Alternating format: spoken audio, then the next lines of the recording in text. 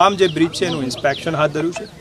અત્યાર સુધીમાં 480 જેટલા બ્રિજનું આપણે ઇન્સ્પેક્શન પૂરું કર્યું છે અને એમાં લગભગ 6 એવા બ્રિજ છે કે જેમાં અમે જાહેરનામું કરી અને વાહન વ્યવહાર બંધ કર્યો છે।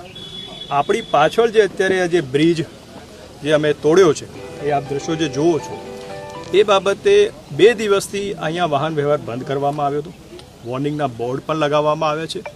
આજુબાજુના જેટલા સરપંચ છે એ લોકોને પણ જાણ કરવામાં આવી છે।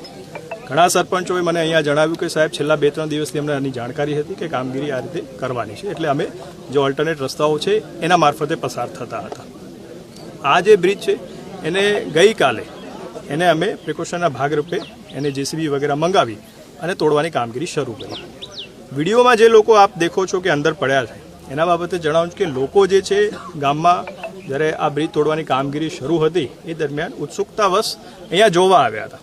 અમારા જે એસઓ હતા, એન્જિનિયર હતા, એમને લગભગ 3 થી 4 વાર વોર્નિંગ પણ આપી હતી કે ભાઈ આ બ્રિજ તૂટવાની કામગીરી ચાલુ છે, કોઈને ઈજા ન થાય એના માટે આપ પાછળ ખેંચી જાઓ, પણ અનફોર્ચ્યુનેટલી એ લોકો ત્યાં ઊભા રહ્યા અને જ્યારે એક સ્લેબ એનો તોડ્યો ત્યારે જેસીબી છે એનું બેલેન્સ થોડું ગડબડાયું અને જે લોકો ઊભા હતા એના બેલેન્સ ગડબડાવાના લીધે એ લોકો અંદર ગયા। પણ સદનસીબે આ ઘટનામાં કોઈ જાનહાનિ નથી, કોઈ ઇન્જરી નથી, એટલે તમામ જે પ્રિકોશનના ભાગ જે રૂપે પગલાં લેવા તે લઈ અને આ કામગીરી આપણે કરાઈ છે। અગેન આઈ વિલ રિપીટ કે આ બ્રિજ તૂટ્યો નથી, પણ એને આરએનબી પંચાયતની ટીમ દ્વારા પ્રિકોશનના ભાગરૂપે આપણે એને તોડ્યો છે।